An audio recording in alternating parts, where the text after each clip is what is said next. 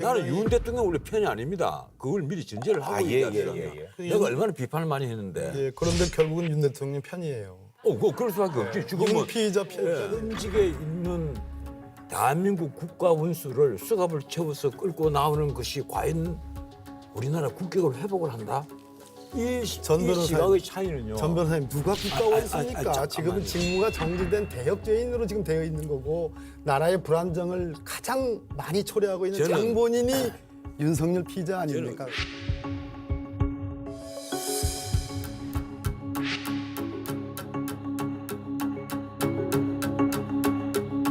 감회가 새롭습니다. 6년 만에 다시 이 자리에서 인사를 드립니다.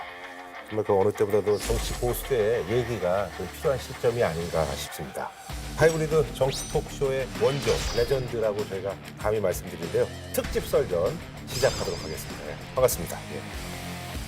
자, 양쪽에 저희가 이제 구도는 이제 그대로. 근데 요즘은 이제 한쪽의 얘기만 좀 일방적으로 듣는 분들 네. 뭐 이런 경우가 많은데 오늘은 우리 이제 진보 보수 쪽에 이제 거물들 모셔놓고 이제 얘기할 텐데 먼저 항상 보수 쪽 하면 또 생각나는 그런 보수의 아이콘과 같은 그런 분입니다. 전원책 변호사님 아주 오랜만에 뵙습니다. 예, 반갑습니다. 감사합니다. 저희 썰전의 전성기를 함께 하시고 저희 이제 썰전하고 이제 아름다운 이별을 한 뒤에 TV조선 앵커도 하시고 그리고 국민의힘 이제 전신에 당에서 이제 조광특위 위원도 그때 하셨었고 그리고 문제 해촉도 당하고. 아니, 근데 제가 한마디만 할게요. 네네. 이 실정 거쳐간 사람들 다 출세를 했어요. 아 그렇습니까? 예. 그래 긴장 좀 하세요. 다 출세했는데 예. 유일하게 출세 못한 사람이 나야. 아이 여기에 발의라도 거친 사람이 다 그래도 판수도 하고 뭐 국회의원도 하고 다 했잖아. 근데 저기 그래도 강용석 씨는 그래도- 판단 유보. 그래도 아빠 됐잖아. 개인적으로는 뭐 사실은 이제 저도 좋은 일이 있었는데요. 어디가 좋아지는데 왜 나만 왜? 이러냐. 아이 왜요? 변호사 뭐 가장 유명한 예. 보수 논객 아니에요? 보수 농객이 되셨죠. 네, 되셨죠. 자 오늘도 있잖아요. 좋은 말씀 좀 기대를 좀 해보고요. 예. 그리고 또 이제 더불어민주당 대전 서구에서 4선을 하신 네. 박범계 의원님이 나오셨습니다. 반갑습니다. 네, 처음 뵙습니다. 예, 예, 반갑습니다. 예. 12월 3일날 예. 많은 분들이 이제 깜짝 놀라셨을 거예요. 그때 누군가가 계엄 발표를 했다고 해서 아이 뭐 말이 안 되는 얘기를 하고서 뭐 이러고 있다 보니까 진짜 그렇게 된 거예요. 와, 그래서 저희가 이제 녹화를 해야 되는데 집중은 안 되고 그런 와중에 또 어떤 출연자는 비트코인을 하고 있었나 봐요. 가격이 막 쑥 봤는데 파란색이 후룩 뜨니까 거기서 막 진짜 다들 막 경황이 없어가지고 이거 어떻게 된 거지 했던 그런 기억이 있는데 그날 기억을 좀 되짚어 본다면 먼저 우리 박범계 의원님은 그날 행방이 묘연하다. 뭐 묘연하진 않고 그래서 예, 나중에 맞죠. 나중에 왔는데 어쨌든 예, 표결 못했습니다. 예. 기차표가 끊어졌고 대전에 있었는데 예, 대전에 있었어요. 그래서 부랴부랴 택시 타고 갔는데 저가 도착했을 때는 굉장히 보안이 강화돼가지고 몇 시였어요 그때가? 그때가 1시 반 그 당시 이제 안에서는 의결이 끝난 상황이었죠. 의결이 끝난 상태죠. 그래서 저 담에서 대치를 했습니다. 경찰하고 이쪽에 시민들하고. 시민들은 집어넣으려고 그러고 경찰은 못 들어오게 하려고 그러고. 그래서 담 위에서 대치를 한 10여 분간 하다가 결국은 타협을 해가지고 안내해 주겠다 해서 그렇게 들어갔죠. 변호사님. 예. TV를 보다가 지금 변호사님 집에서 이제 TV 보시다가 아니 나는 윤 대통령이 개그하는 줄 알았어요 처음에. 그만큼 이제 놀라셨다는 얘기죠. 예. 개그 프로그램인가 싶어 채널을 바꿔봤어요. 바꾸면 똑같이 나와. 그런데 이 머리가 조금만 있는 사람들이 보좌를 했다면 그런 일이 없었겠죠. 한번 생각을 해보세요. 만약에 비상계엄을 정말 선포를 해야 될 것 같으면 왜 평일날 밤 10시 23분에 하는 겁니까? 하려면 휴일날 새벽에 해야죠. 그리고 탱크 하나 전차 한 대 안 나왔어요. 병력 280명 국회로 보내고 선관위로 300명을 보냈는데 전 변호사님 이 점은 하나 지적해야 되겠어요. 전 변호사님이 군병력 200여 명 남짓 가지고 무슨 내란을 하느냐 이런 말씀을 여러 군데 하셨더라고요. 그거 아닙니다. 1,600명, 1,700명의 군병력이고 경찰 병력만 3,600명이에요. 틀린 말씀입니다. 아니 실제 군 부대가 국회에 간 병력은 숫자는 280명입니다. 그리고 선관위에 간 병력은 300명이에요. 아니, 그렇게 제한해서 말씀하시면 아니 실제 움직인 병력이 그밖에 없잖아요. 그러면 아무튼 틀린 얘기예요. 아니 이렇습니다. 이번에 뭐 탄환 10탄을 아니, 갖고 좀 틀린 거는 틀렸다고 얘기를 좀 해주세요. 10탄을 몇 반발을 찍어버렸다. 군부대 항상 실탄해서 나는 그렇게 보고 그리고 6시간 만에 국회 해제 요구에 따라서 해제를 했잖아요. 그런데 그 순간부터 대통령이 되면 땅에 떨어져 버렸습니다. 완전히 땅에 떨어진 거예요. 내가 정말 진짜 놀란 건 바로 그 뒤입니다. 경찰, 검찰 그리고 공수처가 신병 확보 굉장히 붙었단 말이에요. 지금 아마 굉장히 고민이 많은 사람은 공수처장 그리고 그 뒤 배후의 민주당일 거예요. 이게 신병을 확보하는 순간에 엄청난 역풍이 불 가능성이 있거든요. 그건 무슨 겁니다. 근데 우선 윤 대통령께서 왜 이런 비상계엄 선포했을까? 나한테는 아직도 그 미스터리입니다. 우리가 이 좌우를 떠나서 이 비상계엄 선포가 얼마나 의문이 없고 그리고 진짜 허술한 비상계엄이었어요. 그러니까 제가 보기에는 허술한 것이 아니고 계엄 구도와 계획은 다 완벽했고 다만 시간을 당긴 이유는 있다. 지금 최근에 나오는 명태균 게이트와 관련된 것이고 그리고 허술한 것은 아니었다. 왜? 이 계엄 자체가 워낙 넌센스, 할 수가 없는 조건이 맞지 않는 그런 계엄이었는데 그걸 무리하게 될 거라고 생각하고 한 거예요. 했는데 장병들부터 그리고 경찰 병력부터 대부분은 따르긴 했으나 진짜 중요한 진압과 끌어내는 그런 과정에서 대통령의 명령을 지킬 수가 없는 그러한 상황 변화, 장병들의 그 인식의 변화, 또 시민들의 저항 이런 것들을 잘못 계산한 거로 봐야 되죠.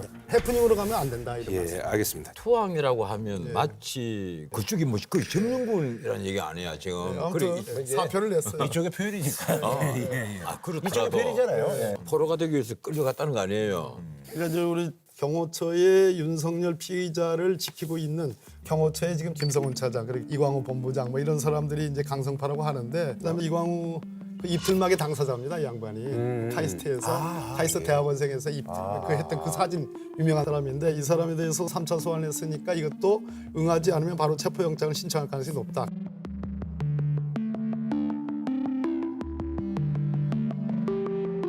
중요한 변수는 윤석열 피의자 측에서 변호인 선임계를 공수처에 네, 공수처에 냈다라는 냈다고 그러더라고요. 이 얘기는 아마도 공수처의 실질적인 2차 체포 집행을 피하기 위해서 내가 언제 나갈 것이니 2차 집행만은 좀 피해달라 이렇게 제의할 가능성이 있다 이렇게 보여집니다. 아니, 그건 아닐 거예요. 지금 정 변호사님 생각은 좀 다르지만. 그건 지금 기본적으로 윤석열 대통령 쪽에서 공수처의 체포영장에 응하지 못하겠다는 이유는 공수처가 내란죄 수사권이 없다는 네, 겁니다. 그 얘기 뭐 보도 많이 나오더라고요. 그 공수처가 내란죄 수사권 없는 거는 법에 딱 박해가 있습니다. 내란죄가 아니고 형법 123조 직권남용은 수사를 할 수가 있는데 미안하지만 직권남용은 대통령이 재직 중에는 기소를 할 수가 없어요. 네. 그래서 그걸 가지고 지금 소환을 한다는 것은 말이 되지 않고 그래서 만든 것이 공조본이라는 걸 만들었단 말이에요.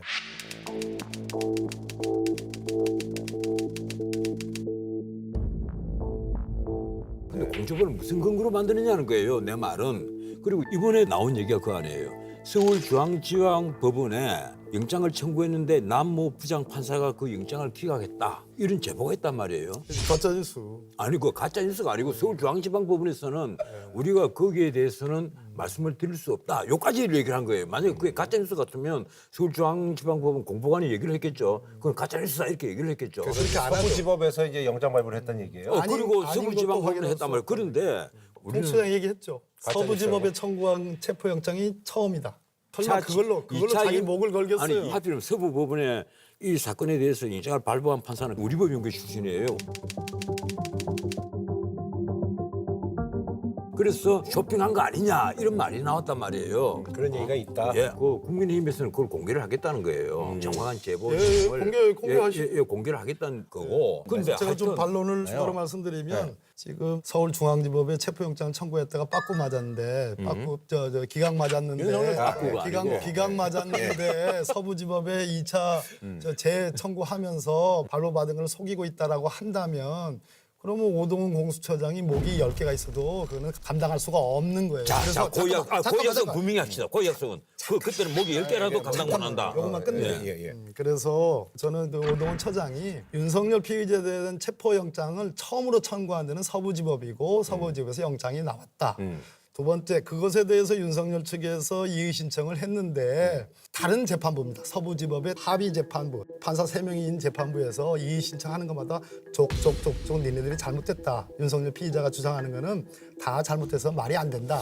영장은 적법하게 발부된 것이다 라고 했고, 세 번째, 다시 오동훈 처장이 1차 집행 기간이 지났으니까 그것을 다시 재청구를 또 했습니다. 그것을 서부지법의 다른 영장전담 판사, 처음에 아까 우리법연구회라고 말한 이부장 판사가 아닌 다른 영장전담 판사가 또 심사해가지고 또 발부를 했어요. 즉, 이 체포영장과 관련해서 서부지법의 3번의 판단이 있었던 거예요. 이 3번의 영장과 판단을 통해서 뭐가 증명이 된 거냐? 공수처가 직권남용을 기본으로 해서 연관범죄인 내란죄에 관해서 윤석열에 대한 수사권이 있다는 것을 3개의 재판부가 인정한 것입니다. 이것을 법원 행정처장인 대법관께서 인정을 했고, 그것이 주류적 견해고 법원의 지금의 흐름이다라는 것도 법사위에 나와서 확인을 해준 거예요. 제가 한 말씀만 더 드릴게요. 네. 그 이순영입니까? 1차 영장을 발부했던 판사, 이번에 헌법재판관으로 민주당이 추천한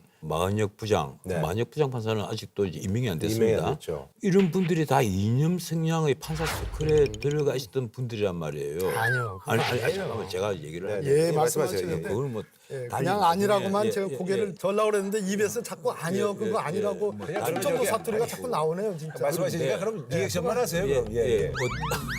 아니 본인이 뭐 아니라는 건 아니라는 말 안 하고 거죠. 이제 어떻든 이거 꼭 잡아주세요. 예. 아니요. 그거. 내가 한 말씀만 드릴게요. 정의가 아무리 강자의 이기지만은 몇 사람, 예컨대 공수처장이라는 사람, 영장을 발부한 판사들 몇 명, 이 사람들이 정의를 마음대로 재단할 수는 없는 겁니다. 이 사람들 아니 잠깐만 제가 끝까지 마지막 듣겠습니다. 말씀드릴게요. 공수처의 관할 법원은 서울중앙지방법원이 맞잖아요. 그런데 대통령의 주소지가 하필 서부법원 관할이다 이래서 서부법원에다 영장을 청구했다?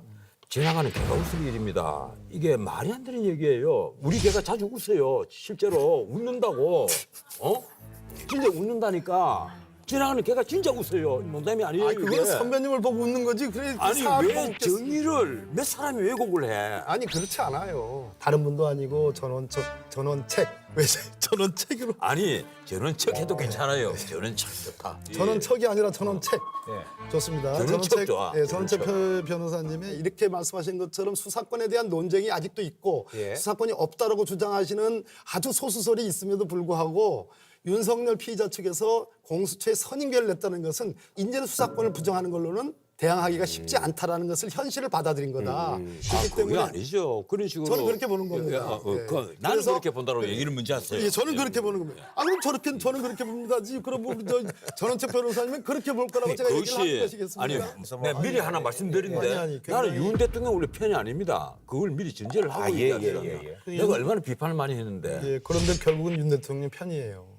그럴 수밖에 없지. 지금은 윤 피의자 편이에요. 그런데 왜 그런가 하면 이번에 선임계를 넣은 것은 공수처의 어떤 수사권을 인정하는 것이 아니라 당신들이 어차피 체포영장을 받았으니까 윤 대통령을 우리가 변호하는 변호사다. 그러니까 모든 절차에 대해서 변호를 할 수 있도록 우리는 행동을 할 수 있는 권리를 가지겠다.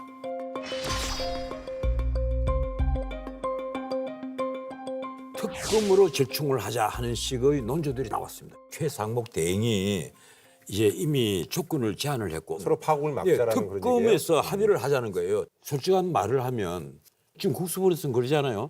마약범 잡고 조폭 잡는 경찰 1000명에다가 그리고 기동에서 움직이는 경찰들 2,700명, 네. 3,700명이 공격을 한다. 이 공성전이 벌어지는 거예요. 성 하나 놓아놓고 이쪽에 지키는 사람 한 200명인데 경호처는 이번에는 가스가 박혀가 있는 철조망을 구해갖고 다 차 사이에 다 박아놨어. 너희들 한번 뚫고 돌아봐라. 그리고 뭐 대통령은 지하 벙커에 있는지 아닌지는 모르겠지만 자 그런데 여기서 대통령이 그냥은 끌려 나오지 않을 거예요. 아마 사상자도 나올 것이고 그렇게까지 그리고 보시는 거예요? 예 쉽게는 해결되지 않겠죠. 그리고 대통령이 신체 위해를 좀 입다거나 와샷이라도 찌게 나간 상태에서 수갑을 차고 나온다? 어떤 일이 벌어질 것 같아요. 그걸 과연 민주당이 원할 것 같습니까? 공수처가 원할 것 같아요. 천만의 얘기입니다. 나는 원하지 않는다고 봐요. 이게 굉장히 무서운 말씀입니다, 지금. 여기서 2차 체포 집행과 관련해서 사상자라는 말씀을 좀 전에 아까 했어요. 뭐- 사상자가 발생하고 그러면 완전히 역풍이 불 것이다. 이 얘기를 하면서 민주당이 그걸 원하지 않을 것이다라는 말씀을 한 겁니다. 비상계엄에도 사상자가 발생하지 않았어요. 뭐 여러 가지 징조들은 다 있었지만 사상자가 발생하지 않았는데 그것을 진압하기 위한 체포 집행 과정에서 사상자가 발생한다는 것은 저는 있을 수 없는 일이라고 봐요. 그렇기 때문에 지금 전 변호사님의 생각인지 아니면 전 변호사님을 지지하는 완전 오른쪽에 있는 분들이 생각인지 모르겠지만 체포 집행하는데 사상자가 발생할 수 있으니 체포 집행하지 말라라는 일종의 경고 같은 얘기거든요. 아니 잠깐 제 생각, 제 해석은 그렇습니다. 얘기하세요. 예. 그 체포 집행하지 마라. 그러면 결국은 만약 2차 체포 집행 하면은 윤석열 피의자를 지지하는 그 아스팔트에 있는 그분들까지를 포함해서 사상자를 유혈 사태를 발생할 수도 있을 정도로 격렬하게 저항하겠다는 것을 원하든 원치 않든 저는 그것을 선동하고 있다는 말씀으로 얘기 안 할 수 없는 거고 그래서 결국은 특검으로 가자. 이 얘기는 절차를 최대한 지연시켜가지고 탄핵이든 형사 절차든 모든 걸 다 지연하겠다. 그래서 지금의 국정 불안정 상태, 제2의 내란 상태를 계속 유지하겠다라는 말씀밖에 안 들리는 거예요. 이거는 잠깐만요. 이거는 곤란하다. 이거는. 얘기는 내가 두 가지만 얘기를 할게요. 우선 지금 이 내란 상태가 계속되고 있다 이렇게 표현을 했잖아요. 예, 그렇습니다. 지금 내란 상태입니까? 그렇습니다. 아 거기에 대해서 예. 내가 박봉하고는 정말 생각이 차이가 커요. 예. 저는 어떻게 생각하는가 하면 지금 맹색이 민주당 국회의원이고 중앙지검장을 지낸 이모 의원이 한 말이 총 맞을 각오를 하고 들어가라. 관을 들고 나와야 한다. 그렇게 한 얘기 들었죠?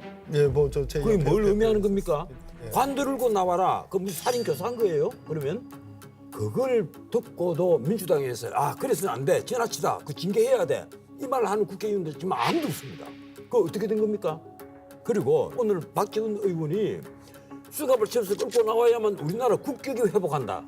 이 말을 했어요. 내가 깜짝 놀랐습니다. 일리 있는 뭐 말씀 아닌가요? 그 일리 있다고 생각합니까? 내란이 워낙 엄중한 지금 아직도 상황이고. 현직에 있는 대한민국 국가 원수를 수갑을 채워서 끌고 나오는 것이 과연 우리나라 국격을 회복을 한다? 이 시각의 차이는요. 전 변호사님 누가 국가원수입니까? 잠깐만요. 지금은 직무가 정지된 대역죄인으로 지금 되어 있는 거고 나라의 불안정을 가장 많이 초래하고 있는 저는- 장본인이 윤석열 피의자 아닙니까?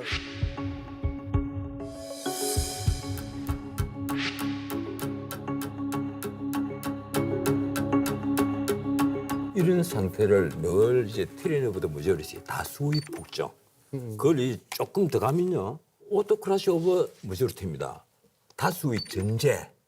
이게 존 스튜어트 밀이 대의정부는 책 쓸 때 얼마나 그 속에 많이 등장을 합니까? 이 다수의 폭정만을 우리가 경계를 해야 된다.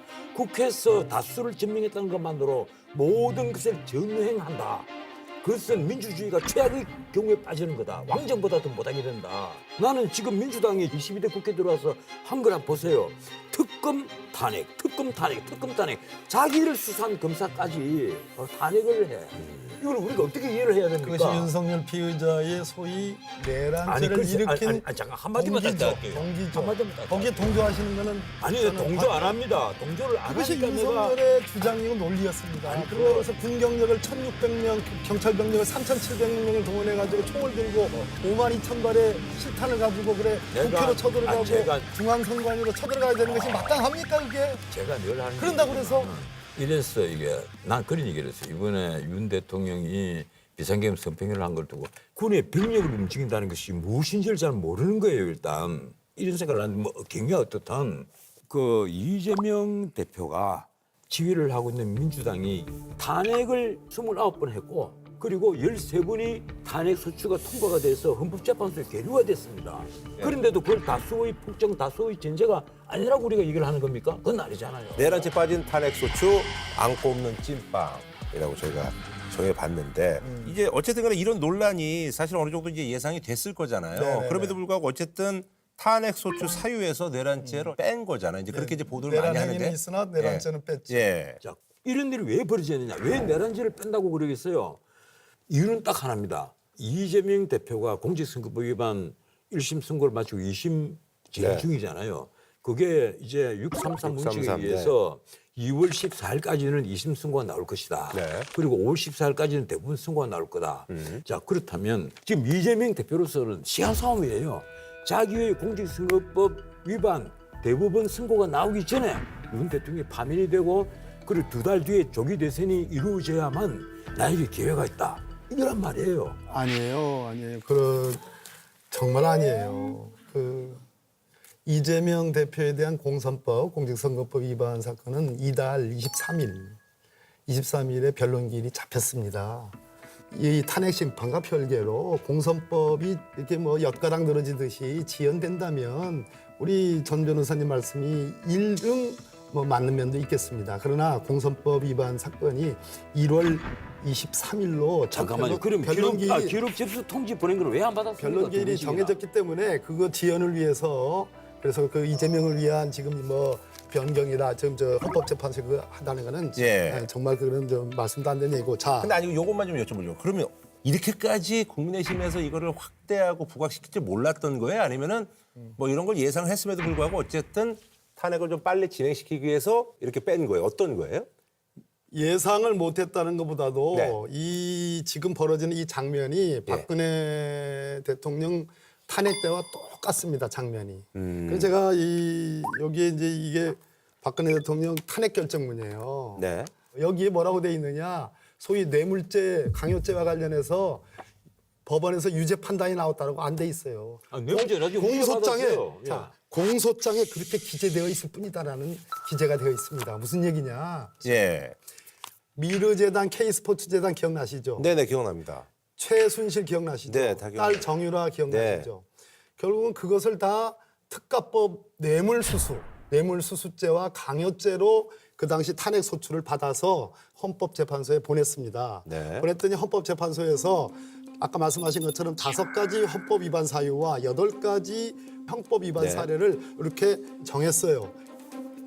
그랬더니 우리 전원책 변호사님 같은 보수 인사분들이 야 그거는 탄핵 소추 안 하고 달라진 거 아니냐 다시 다 국회로 보내가지고 재결해야 된다. 재의결해야 된다 주장을 했지만 헌법재판소가 뭐랬냐 뇌물 행위 무슨 뭐 이런 것들 행위는 우리가 판단하고 탄핵 소추 의결서에 뭐라고 돼 있든 간에 우리는 구애받지 않는다라고 하고 최종적으로 박근혜를 탄핵한 사유로 뇌물죄 강요죄는 쑥 빼고 헌법 7조 1항에 대통령은 공무원으로서 공직자로서 공익을 실현할 의무가 있는데 최순실이라는 사익을 위해서 대통령직의 권한을 함부로 썼다. 헌법 위반. 2번째, 대기업으로부터 돈을 받았으니까 그건 사유재산권의 침해다. 헌법 위반이다. 다 헌법 위반 사유로서 최종적인 탄핵 판단을 한 겁니다. 요 사안이 똑같이 그로부터 8년이 지난 지금 윤석열 내란 행위에 대해서 그대로 헌법재판소에서 구현이 되고 있는 거예요.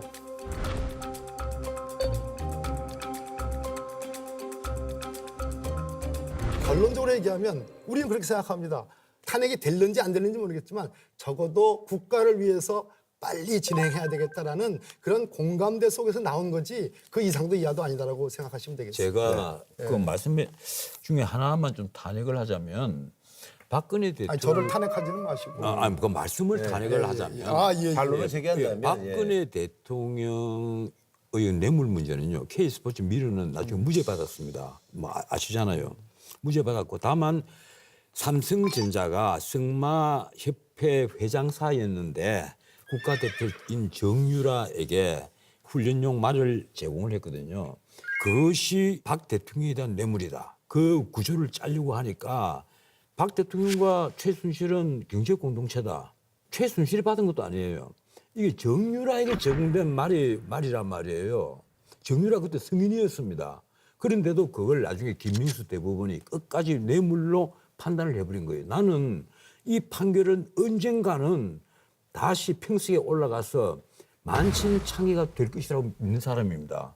적어도 저는 그렇게 생각을 해요. 뭐 어떻든 이번에 윤 대통령이 이게 내란이 아니냐 지금 그 말씀을 자꾸 하시는데 이게 내란이라고 자꾸 주장을 하는데 이게 국헌 문란에 폭동이 있었느냐 하는 문제인데 그 폭동은요 적어도 한 지역의 소요 사태가 벌어졌거나 아니면 어떤 기관의 권능을 완전히 할 수 없도록 마비를 시켜버렸거나 그런 사태가 벌어져야 되는데 이걸 갖고 내란죄라고 본다는 것 자체가 내가 보기로는 참 말이 아닌 것이고. 자, 우리 헌법에 비상계엄을 선포하는 데서 어떠한 경우에도 국회는 긴급조치의 대상이 되지 않아요. 오로지 정부와 법원만이 조치의 대상이 되는데 이번 계엄 포고령의 1호에 국회와 지방의회와 정당의 소위 정치활동을 금하는 것이 1호 사유입니다.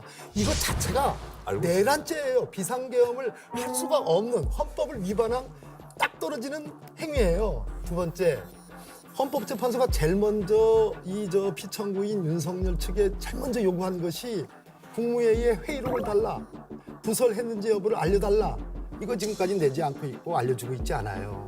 그러니까 가장 기본적인 헌법 절차조차도 헌법에 나와 있는 비상계엄의 요건조차도 지키지 않았기 때문에 이게 내란이라는 겁니다. 이거는 굳이 이것이 내란죄가 되느냐 안 되느냐 해서 법원에서 그 몇 년 걸린 그 사유를 볼 필요가 없이 그냥 이것만으로도 내란에 해당한다라는 판단을 할 수가 있는 거예요. 자, 이제 제가 변명 아닌 변명을 좀 할게요. 내가 뭐 윤석열 대통령 변호인단도 아닌데 네네네. 이게 정부 법원에 대한 조치만 할 수 있도록 비상계엄에 그렇게 돼 있죠. 되어 있는데 네, 그건 인정하시잖아요. 예, 야, 그거 당연하죠. 네. 예, 그렇게 되어 있는데 왜 그렇게 했을까? 내가 보기로는 유신헌법 때 포고령 있잖아요. 예, 모든 정당 활동, 정치 활동을 금지한다. 예. 유신헌법 포고령이 그렇게 나와. 근데 국회 얘기는 없습니다. 그 유신 포고령조차도 예, 예. 아, 글쎄. 국회에 대한 조치 내가 보기로는 그 없어요. 유신 그 박정희보다 더 나쁜 거예요. 이거는 전두환보다 더 나쁘고. 그런데 그게 과연 내란이라고 할 수 있습니까? 그 내란에 준하는 그게 포고령 같은 걸 근거로 다 들여서 포고령이 야 너 정치활동 금지까지 막아놓았고 뭐 했고 했으니까 이거 내란 아니냐? 너희 내란죄다. 두 가지 이렇게 할 수 있을까요? 두 가지 반론을 하겠는데요. 왜냐하면 가장 중요한 데 수능을 했단 말이에요. 일단 내란 행위, 내란죄라는 것이 결과범위 아니에요. 이게 굉장히 이제 형법적으로 전문적인 용어인데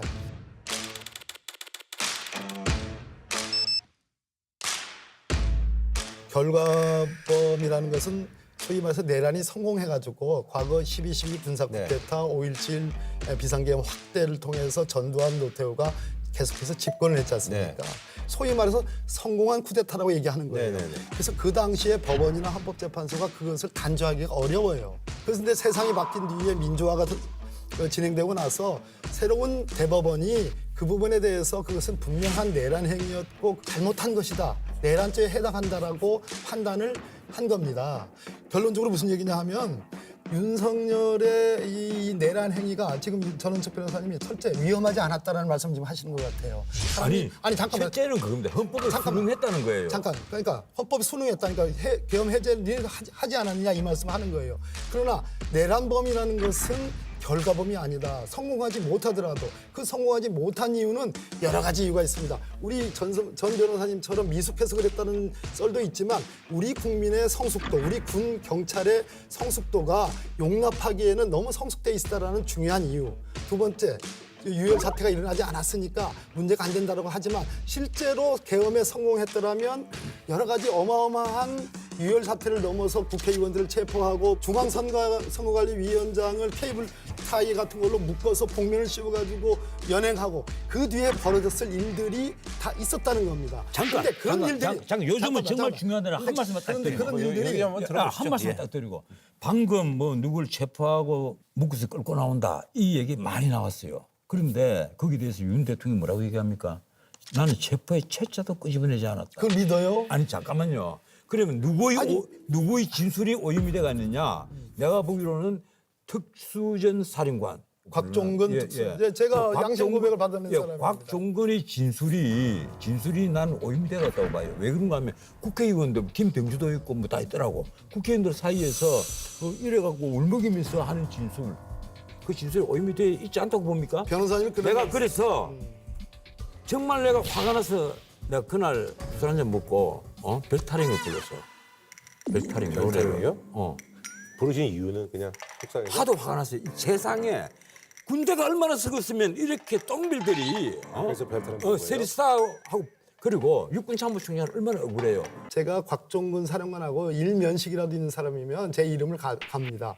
그게 아니고 말 그대로 딱 나왔는데 눈을 딱 마주쳐 보니까 저 양반이 분명히 뭘 하고 싶은데 제대로 묻지를 못했다. 그래서 제 질의 차례가 돼가지고 받으셨죠? 한 번만 더 묻습니다. 제가 고함 치기 전에 그래야지 속죄가 됩니다. 받으셨죠? 예, 뭐라고 얘기했습니까, 대통령이? 말씀드리기 제한됩니다. 하나도 오염된 게 없어요. 제가 오염됐으면 제가 오히려 이 사법행위와 관련해서 제가 회방을 놓은 사람이니까 저는 공무집행 방해로 처벌받아야 될지 몰라요. 그게 우리 아니고 제 얘기 박범 들어보세요. 만나기 전에 김병주 의원하고 그건 박선영 결정적인 의원하고 얘기 나온 거 사이에 없어요. 만났다면서. 없고요. 예. 없고요. 들어보니 곽종근 사령관이 대통령 두 번째 전화 받아가지고 도끼로 문을 깨부수고 들어가서 끌어내라고 그 안에 있는 사람이 누굽니까? 국회의원들이에요. 검찰에서도 진술했고 검찰이 그것을 박범계가 이렇게 얘기를 했기 때문에 그 오염된 짓소리다 믿지 않은 게 아니고 다 믿어주고 다 기소한 거예요. 그러니까 아니 근데 제가 한 말씀 딱 한 말씀 드릴게요. 듣고 예, 저희도 그런 있죠. 진술이요. 검찰에 가기 전에 민주당 의원들을 만나서 먼저 그런 진술이 나왔지 않습니까? 그래서 내가 이 진술은 오염이 됐다는 거예요. 만약에 여기가 미국의 법정 같았으면 그 진술은 전부 다 배척됐을 겁니다. 문을 깨부수고 오염이 됐기 들어가는 때문에. 거와 관련된 진술은 없었습니다. 그 당시. 어쨌든 지금 탄핵소추안에서 내란죄 부분이 빠진 거는 사실이고요. 네, 그와 그건 관련된 맞습니다. 논란은 엄청나게 지금 생기고 있다라는 거고 판단은 우리 시청자분들이 하시고요. 또 못다한 얘기는 저희가 다음 주에 하는 걸로 하고 요거에 대해서 이제 마무리 짓는 한 줄 평을 좀 해주시죠. 예, 제가 먼저 부탁드립니다. 할게요. 어떤 경우라도 네. 정의가 강자의 이익이 되어서는 안 됩니다. 정의는 정의입니다. 네, 알겠습니다. 예. 어떤 경우라도 현재 윤석열 피의자에 대한 즉시 파면의 사유는 강물처럼 흘러 넘친다. 이렇게 말씀드리겠습니다. 네, 알겠습니다. 자, 어쨌든 두 분 고생하셨습니다. 감사합니다. 예, 맞습니다. 네.